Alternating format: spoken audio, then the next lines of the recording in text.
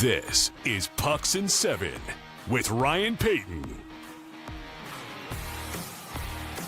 I'm Lingan, back here on Pucks and Seven, NHL host and reporter at the Hockey News. A lot more to that resume. We'll probably touch a bit on baseball, too. I'll throw some things, throw a curveball. Oh, yeah, look at you. You're all ready to go. I'll throw a curveball at you later on in the show. Anyway, good to have you back on. I have to say this to start with. Happy belated Thanksgiving to you, of course.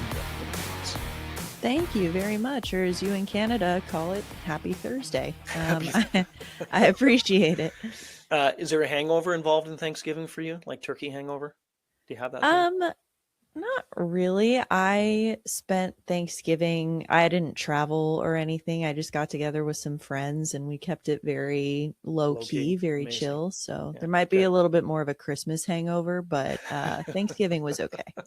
Yeah, up in Canada. So whenever that happens, it's that crazy, Black Friday, all that cyber whatever week. So it's just nuts. So we have the hangover from shopping. Not that I did a lot, but you know what I mean. Anyway, we're going to get into a whole bunch of stuff with the NHL. We'll talk to, I want to get into a game specifically with Connor Bedard last night, just how incredible this guy is this season. He's amazing, period. But I don't know, different level right now. We'll talk about the Avalanche. We'll look at the underachieving teams, at least two of them close to us, Nashville for you, Toronto for me, and we'll do 77 seconds to end the show in just a bit. But you and I have covered the game a long time, and we've seen a lot of games, a lot of players. We've covered so many different storylines. I can't remember, don't know if you agree, if you're in the same boat, but I can't recall in recent memory that so much has happened in the first couple of months of an NHL season, and things that have happened I did not expect to happen. I don't know where you stand on that, but what we've seen in the first 2 months, I just hope the next number of months is exactly the same as what we've seen in these 60 days or so. Oh, yeah. I mean, from the good, the bad, the ugly, the confusing, I mean, so much has happened. I mean, from, like you just mentioned, Connor Bedard and the young players really popping off in a big way. You've got veterans who are having amazing seasons. I think guys like Brad Marchand, I don't think anyone would have expected him to be such an impactful player during the regular season at his age for the Florida Panthers right now, but he has kind of been keeping them afloat, at least for a little bit. Guys like Scott Wedgwood being in the Vezina conversation. And then, of course, all of the injuries that have happened. Of course, that's never positive news, never anything you want to be talking about. But, it does kind of come with the territory, I think, of the condensed Olympic schedule. Guys are playing a lot more back-to-backs, less recovery time. So you're seeing a lot more injuries, I think. But then we've also seen more even off-ice injuries, I guess. Guys like Jack Hughes cutting his hand, different things like that. It's like, man, you got to wrap these guys in bubble wrap or something. But yeah, it's been definitely has not been a dull moment so far. Yeah, no team dinners out anymore with Jack Hughes when they're involved with that. They're playing well. Of course, Jack is out, but they're playing well. You mentioned Wedgwood in Colorado. It's just been an amazing... I guess let's kind of begin with that, even though we've touched on a whole bunch already.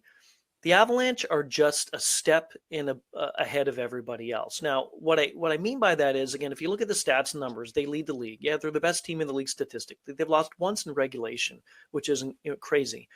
But Dallas is close. Dallas is playing well also. If it wasn't for Colorado's start, we'd probably be talking about how good Dallas is. Yes, they are good. But do you see any weakness at all in this Avalanche team? Because I don't. I don't right now. No, I mean, I really don't know. I think that this is a Colorado team that I really thought going into the season, I was like, well, their window's still definitely open, but they might be approaching the end of the window. And so I just don't know that they really have it there. But man, did they prove me wrong, at least so far. I mean, the biggest weakness on this team, I think, at least historically in recent history, has been goaltending. And as I just mentioned, they were so aggressive last season, mid-season, which you really don't see a lot. They, had this upheaval. They completely overturned their entire goaltending tandem. They brought in Wedgwood and Blackwood, both now playing incredibly. As I mentioned, Wedgwood, unfortunately, looked like he got injured on Tuesday, but they're not treating it like anything serious. I think it's more precautionary, but he's been playing out of his mind, which is just incredible for a guy who's a career backup. He's been incredible. Blackwood has been playing really well. Both of those guys now on the short list for Team Canada in the Olympics, which is something I never thought we would be saying. No. But the goaltending has been incredible. I think defensively, I mentioned, veterans really stepping up. Brent Burns at 40, 41, however old he is, still just absolutely making an impact out there. And then, of course, you can never count out a team that has Nathan MacKinnon and Cale Makar. You can't ever bet against those guys. Such a bonus to have one of the best in the game when it comes to forwards and the best defenseman in the game today. I don't think there's any argument with that. There's a lot of great blue liners, but Cale Makar is the best defenseman in the game. I want to bring this up with you. I'm glad we just talked about the Avalanche. I was watching the Toronto game last night against the Panthers, and there was a discussion that was brought up on the broadcast. And the discussion essentially was this. It was about 97 in Edmonton, McDavid, and 29 in Colorado with MacKinnon. The question was, has MacKinnon surpassed McDavid right now as perhaps the best in the game at this moment? What do you think? I mean, right now at this moment, I think there's a decent argument for that. Yeah. I think that what he's doing is just, you look at it in terms of, obviously they're both incredible players, and you look at their individual accomplishments, individual statistics, they're both performing at a very high level. But if you're looking at it in terms of a traditional kind of MVP conversation, like who is the most valuable to his team, look where the Oilers are and look where the Avalanche are. It kind of speaks for itself a little bit, I think. Again, it's not necessarily fair to expect one player to completely carry an entire team on his back, and not even to suggest that MacKinnon is doing that. As we mentioned, we've got plenty of other guys making an impact in Colorado, but I think MacKinnon, he's such a dynamic player. He's responsible defensively as well, which I think is a part of his game that gets overlooked a lot. But obviously he's a really dynamic scorer. He can just do everything. And I think that as MacKinnon goes, so go the Avalanche. I don't know that you can even necessarily say that about the Oilers right now with McDavid. No, you can't. Edmonton, it's one thing to have two of the best in the game in Draisaitl and McDavid, but as we've seen, two players can't carry the team as far as they can. It's hard. It's very hard. But yeah, it's just kind of a neat thing that came on the broadcast last night. I hadn't thought of that before. I mentioned Bedard, Celebrini, Matthew Schaefer, what he's doing in New York. That kid is just incredible for the age that he's at and what he's gone through off the ice, especially. Leo Carlsson in Anaheim. Out of those four, who has impressed you the most with those players I just mentioned, the Bedard, Celebrini, Schaefer, and Carlsson? Well, I don't want to throw shade on any of those guys because they both everyone's impressed you.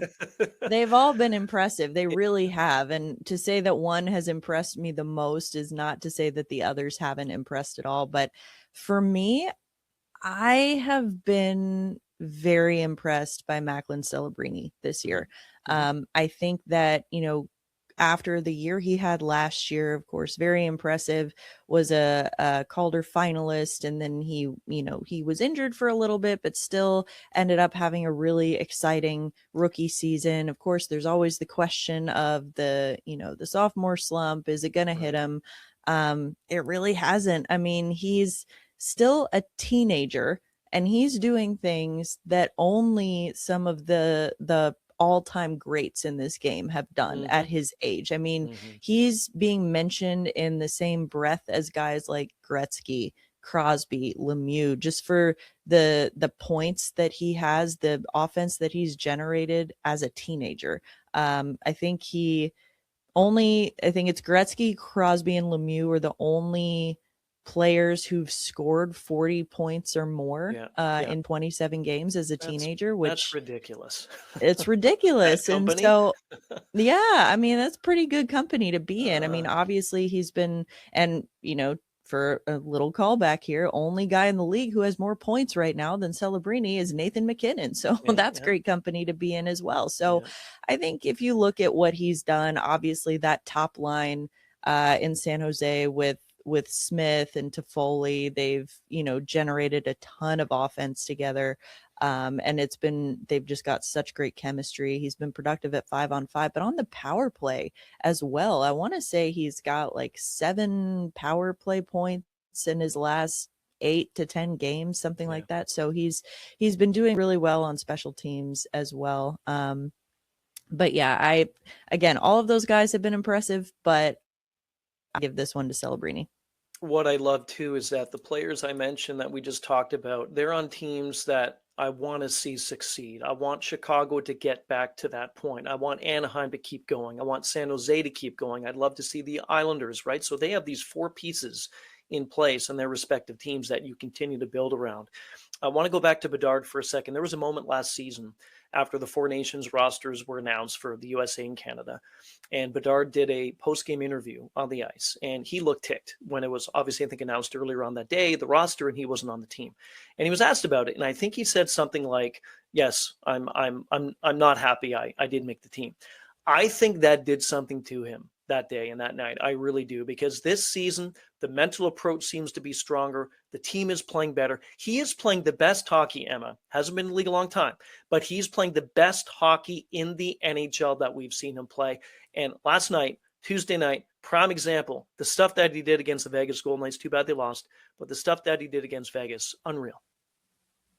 Yeah, he's a guy that I have really wanted to see succeed as well.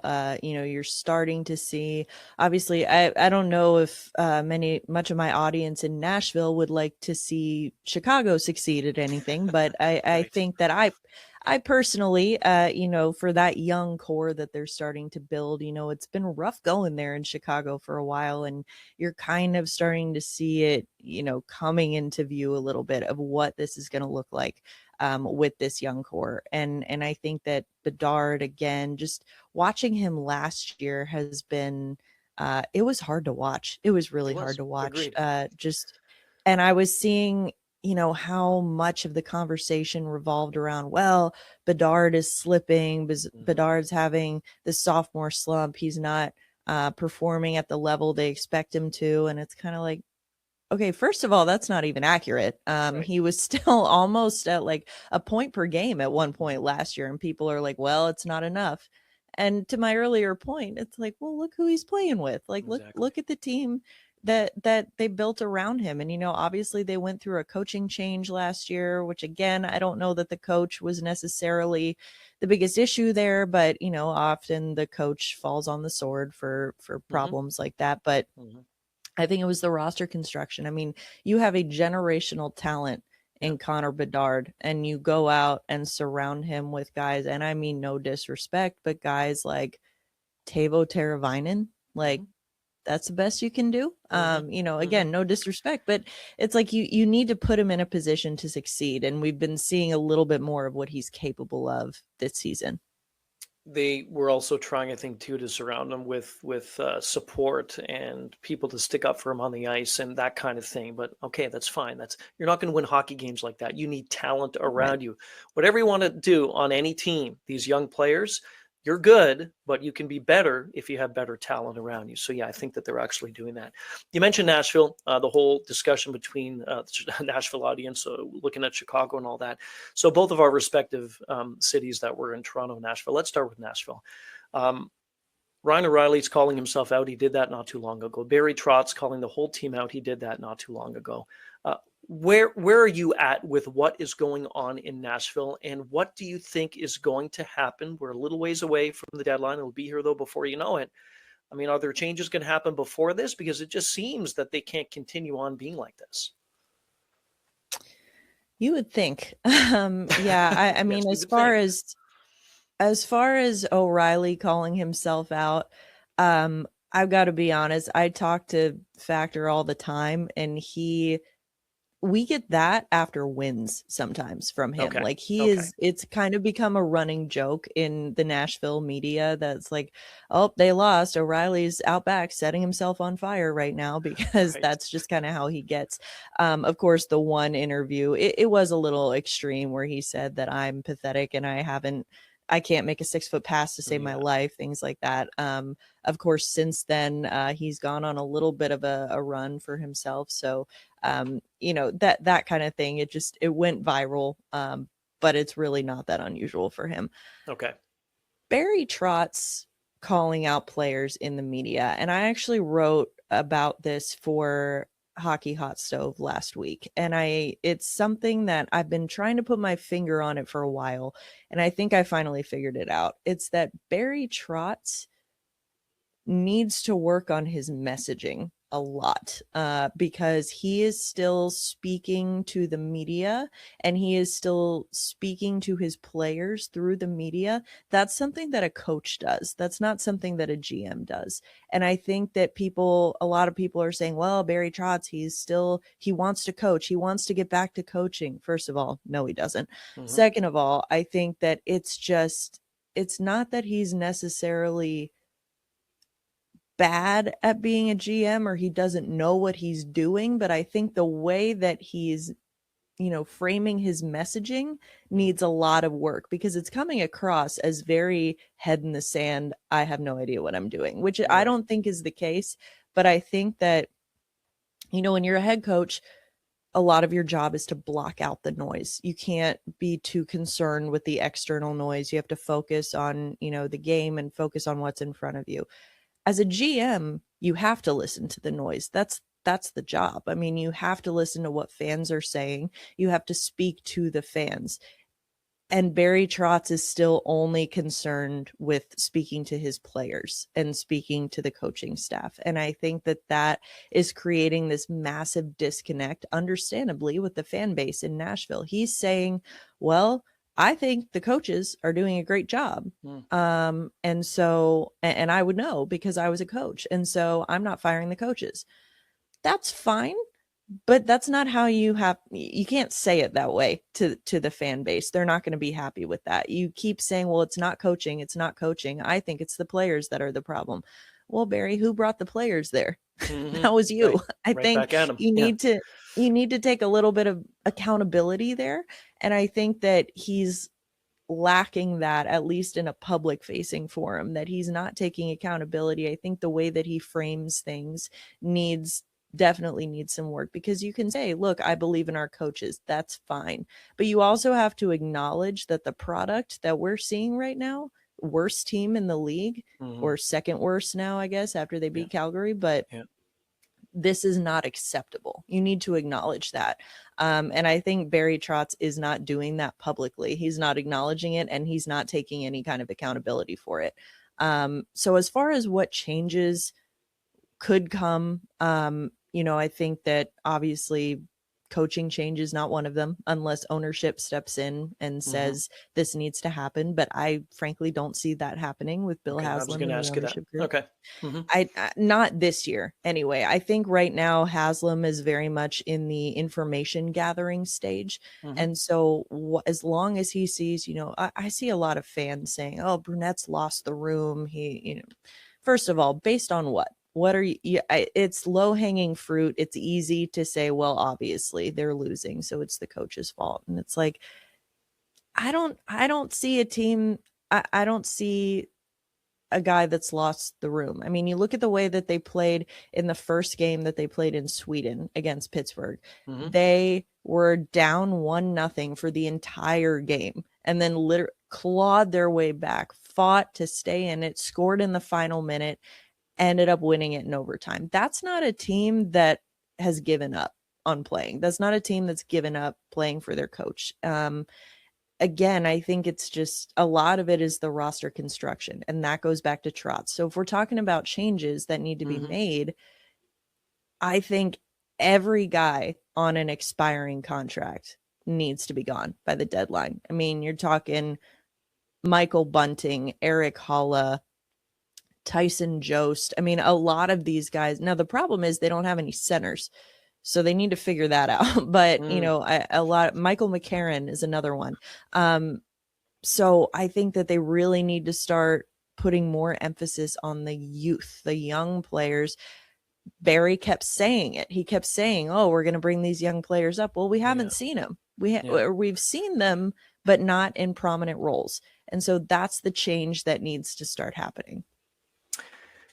Despite all that, is the group in the room, despite the struggles, are they a tight-knit group? Like, are they kind of, okay, you know what? Yeah, we're going through, you know what? But is there a sense of still like a nice fitting group in that room? There is. And I think that it's unfortunate. A lot of the, frankly, erroneous and untrue reports and rumors that have gotten out there about the team is toxic and there's this toxic energy, and it's like, it's not. Clearly anyone who's saying that has never been in the locker room. They haven't talked to these guys. I mean, you've got guys like Ryan O'Reilly and Steven Stamkos, complete pros, like total pros with the way they handle themselves. And obviously they want to win, right? They've both won cups before. They don't want to be in this situation, but they're not taking it out on each other. I mean, O'Reilly might be taking it out on himself because that's what he does. But I mean, they're not taking it out on each other.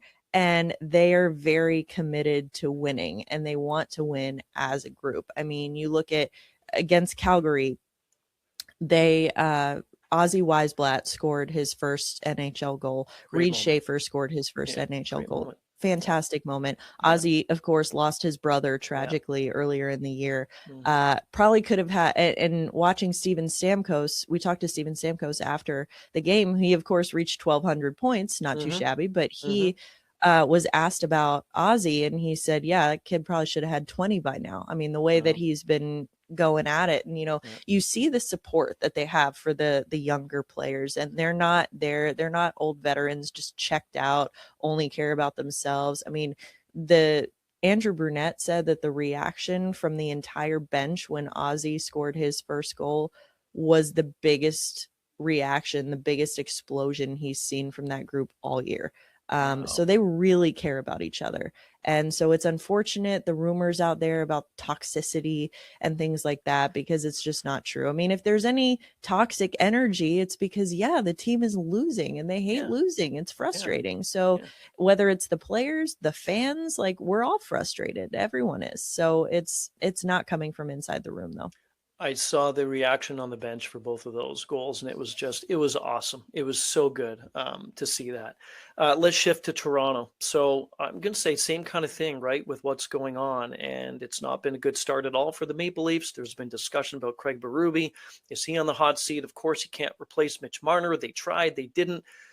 No need to bring that up again because it just didn't happen, and it's not going to happen. So kind of outside the market of Toronto, with what and if you've spoken to different people, what's the mindset here and the thinking of what's going on with the Maple Leafs right now?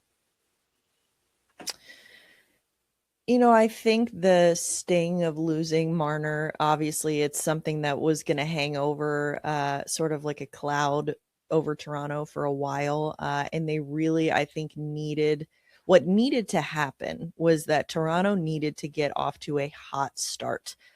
Whether they were able to maintain that, neither here nor there. I think it would have come up eventually. But what they needed to do was get off to a strong start to say, hey, essentially, we don't need him, or, we're going to be fine without him.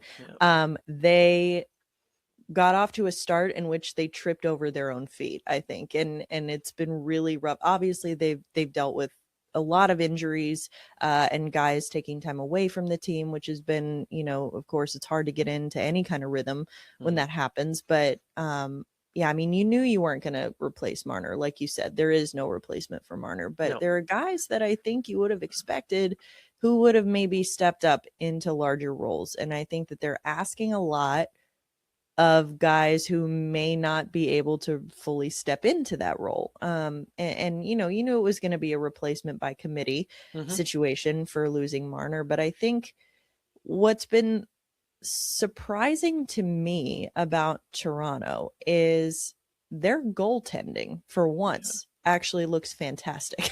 Right. Right. And it's ironic where it's like, oh, they finally have the, the goaltending. It's finally figured out if all these guys can stay healthy, even without Stolars, you have Hildeby and you have Mm-hmm. Wall, and these guys, Mm-hmm. they look very exciting.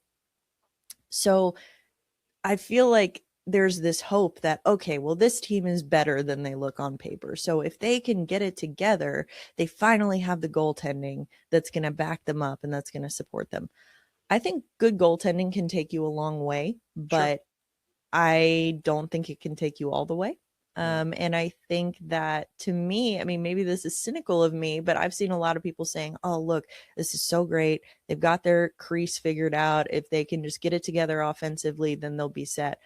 I don't know that it's going to matter. I don't know that they're going to get it together offensively in the way that they need to, with all the injuries they have, and obviously with the personnel that they lost. And that's unfortunate to say, but I think that, it's great that their goaltending is doing so well, but in the end, I don't know that it's going to matter.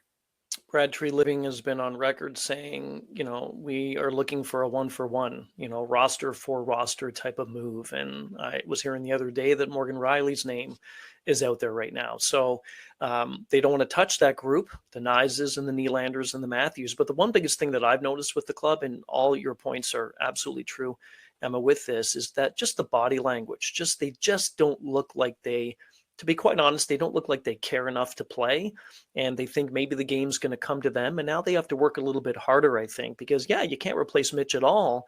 And there's a lot of the guys on the team that are much different than him. You can't, even you try to bring in 3-4 different players, you're not going to replace number 16. But I just think the body language with them, even if they win and they score, there's something different about it. So hopefully for them, they can figure it out. But I don't know. I'm with you. It's always something to talk about in Toronto. Always something to talk about in Toronto. Last one. Yeah, go ahead.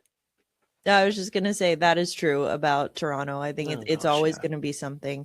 Yeah. The media market, the fan base, I mean, they're ruthless, and they expect excellence. And I think that if you, like you said, the body language, the apathy, or at least perceived apathy, that's something that it's harder to get over. Guys go through slumps, injuries happen, it's a long season, all of that, but it's that mental shift that needs to happen, I think. It seems different. Last one before we do 77 seconds. The Olympics coming up. Hopefully they have the ice ready. We'll see. Don't know what they're going to do if they don't do that in Milan. USA, Canada, of course, Doug Armstrong, Billy Guerin, both on record saying, boy, we have so many different guys to choose from. It's a good problem to have at the end of the day. Anybody on the bubble that kind of you're looking at, maybe just one from each nation, if you will, that you would like to see on the team that perhaps maybe at the end of it all, the GMs and the upper brass will not, in fact, get them on that roster? So right now, I feel like the bubble, honestly, for both teams has been very fluid. I feel like it's been changing quite a bit. And a trend that I've started to see, at least in the chatter, in the conversation, has been, obviously USA going for brute physicality, force, the Kachucks. And what I would not want to see, I've heard Tom Wilson's name out there for Canada. I think you only put Tom Wilson on your roster if you're trying to answer for the Kachucks. And I'm not saying that there isn't a place for that, but I think in the Olympic and this international competition, it's not the Stanley Cup playoffs. It's not the same thing. So you don't need the same kind of, fighting fire with fire, I think you should go for more skill. For USA, I don't think he's going to make it, but I really think that's unfortunate. I would go with a guy like Cole Caulfield. I think that he is one of your better offensive, dynamic offensive players. He's a finisher. He's a goal scorer, and USA needs that. They need more of that. Of course, they are going to go for the, it seems as though they're trying to go for we're going to win the physical battle, which they may win that battle, but at the end of the day, that may not be the battle that matters. So that's a guy like Cole Caulfield, I think I would like to see on USA's roster. For Canada, I don't even know if he's considered on the bubble anymore or if people are considering him in. but I don't see how you can't include Seth Jarvis on your roster if you're Canada. He's been exceptional to start the year, just the things he's been doing in Carolina. So that's who I would like to see make it for Canada. Imagine we see a beginning of the Four Nations game that we saw when these two teams. Right. You talk about the physicality with that. That was unreal. Again, let's hope that things. I'd be curious to see. It's always the debate too at the end of it. Whenever these nations put out the roster, it's more of that's fine who's on it, but who didn't make it. So let's debate why these two didn't make it, or three, and why these three, in fact, made it. So we'll see. Going to be fun. Okay, 77 seconds with you. 7 questions. I think I have one more, so it's probably 8, but no timer, as you know the drill. So here we go. I alluded to this before. Question 1: will the ice in Milan be ready by the time the Olympics begin? I hope so. I think it has to be. It has to be. There's no way choice. It can't be. Who wins the gold? Canada. Canada. You said that quietly. Yeah, I know. Yeah. Okay. It's going to be tough. It's going to be tough. I don't think it's going to be a runaway victory. No. But I think Canada pulls it out. Trick question here. Maybe trick question. We'll see. Do you favor Celsius or Fahrenheit more? Celsius for energy drinks, yes. But that's where I was going with that. Yes, for actual temperature, Celsius means nothing to me, so got to go Fahrenheit with that. Here's a quick thing for you. The easiest way to get it as close as possible, if you're converting Celsius to Fahrenheit, you double it and add 30. That's what I learned years ago, and you're pretty much almost bang on. So if it's 70, then what is it? You double it, 20, 40, add 30, then you get to 70. So it's 20 degrees. So there you go. Will the Blue Jays sign Bo Bichette? No. Really? I don't think they will. Best part of working for the Wicket? Wow, what a callback. Yeah. This crack research team spent hours. Wow. Yes. For those who don't know, the Wicket was my high school newspaper from Georgetown Visitation. I was a deputy editor in chief and a sports editor when I was a senior. I think I liked that I was just being able to be myself. I went to an all girls private school. Sports was not really a big thing, at least, writing about sports, but it was something that I wanted to do. It was something I was interested in. And at the time it meant I got to kind of rag on the Capitals a lot because I went to school in DC and they were not very good. And I also went to high school with George McPhee's daughter. So that actually didn't go over too well when I would rag on the Capitals, but it was lots of fun. So you're born in Washington, right? Yes. Okay, reside in Nashville. Caps and Preds meet in the Cup final. Who do you cheer for? Caps. Sorry? Well, see, the thing is, I was born in Washington, but I did not grow up a Caps fan. My parents are both from Pennsylvania, so I was actually raised a very big Penguins fan. Penguins are actually what got me into hockey, so it's hard for me to root for the Capitals, but I've got a little bit of hometown pride if it comes to that. Caps and Preds, we shall see. What do you like most about being a coach at Solcor? It's so empowering. It's so fun to do something that was completely out of my comfort zone. Something that one of my friends encouraged me to try, and I said, absolutely not. Are you kidding me? I can't be a fitness instructor.